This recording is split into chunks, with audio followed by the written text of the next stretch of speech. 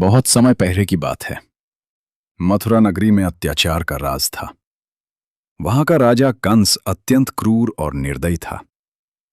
एक दिन आकाशवाणी हुई कि हे कंस, तुम्हारी बहन देवकी का 8वां पुत्र तुम्हारी मृत्यु का कारण बनेगा।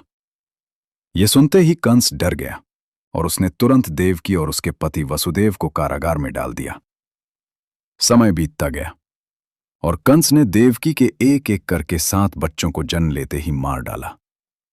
कारागार में हर बार एक नई उम्मीद जन्म लेती और हर बार कंस उसे खत्म कर देता। लेकिन जब 8वें पुत्र का समय आया तो कुछ अलग हुआ।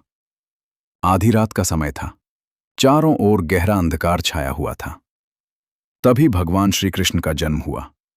जैसे ही कृष्ण ने जन्म लिया, कारागार के दरवाजे अपने आप खुल गए।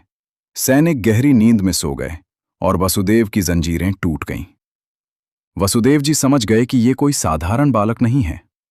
वे तुरंत बालक कृष्ण को एक टोकरी में रखकर गोकुल की ओर निकल पड़े। रास्ते में उफनती हुई यमुना नदी थी, लेकिन जैसे ही वसुदेव पानी में उतरे, नदी शांत हो गई। शेषनाग ने अपने फनों से बालक कृष्ण को ढक लिया और उनकी रक्षा की। गोकुल पहुंचकर वसुदेव ने कृष्ण को नंद बाबा और यशोदा मैया को सौंप दिया और उनकी नवजात कन्या को लेकर वापस कारागार लौट आए। गोकुल में कृष्ण का बचपन बहुत ही चंचल और आनंदमय था। वे सबके लाडले थे। उन्हें माखन बहुत पसंद था और वे अपने दोस्तों के साथ मिलकर घर घर जाकर माखन चुराते थे। गोपियां उनसे परेशान भी होती थीं और उनसे बेहद प्रेम भी करती थीं।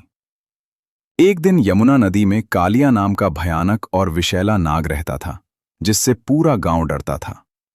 लेकिन कृष्ण ने बिना डरे नदी में छलांग लगा दी और उस नाग को परास्त कर दिया। वे उसके फनों पर चढ़कर नृत्य करने लगे और अंत में उसे वहां से जाने के लिए मजबूर कर दिया। कुछ समय बाद इंद्रदेव के क्रोध से गोकुल में भयंकर वर्षा होने लगी। चारों ओर पानी ही पानी हो गया और लोगों की जान पर बनाई।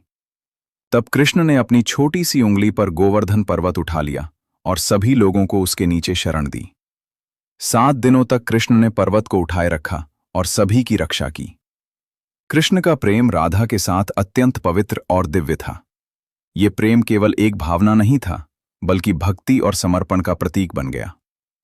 जब कृष्ण बड़े हुए तो वे मथुरा गए और वहां कंस को युद्ध में पराजित कर दिया। इस प्रकार अत्याचार का अंत हुआ और धर्म की जीत हुई। इसके बाद कृष्ण ने द्वारका नगरी बसाई और वहां राजा बनकर न्याय और धर्म का पालन किया। समय बीतता गया और फिर आया महाभारत का युद्ध। इस युद्ध में कृष्ण ने अर्जुन के सारथी बनकर उसका मार्गदर्शन किया। जब अर्जुन युद्ध करने से हिचकिचाने लगे, तब कृष्ण ने उन्हें जीवन का सबसे बड़ा ज्ञान दिया, जिसे हम भगवद गीता के नाम से जानते हैं। उन्होंने कहा कि मनुष्य को केवल अपने कर्म पर ध्यान देना चाहिए, फल की चिंता नहीं करनी चाहिए। समय के साथ कृष्ण का जीवन अपने अंतिम चरण में पहुंचा। एक दिन वे जंगल में विश्राम कर रहे थे। तभी एक शिकारी ने उन्हें हिरण समझकर तीर चला दिया। तीर लगने के बाद भी कृष्ण मुस्कुराए, क्योंकि वे जानते थे कि यह समय का नियम है। धीरे धीरे उन्होंने अपने शरीर का त्याग किया और अपने दिव्य स्वरूप में लौटकर वैकुंठ धाम चले गए। इस कहानी से हमें ये सीख मिलती है कि जन्म और मृत्यु जीवन का नियम है।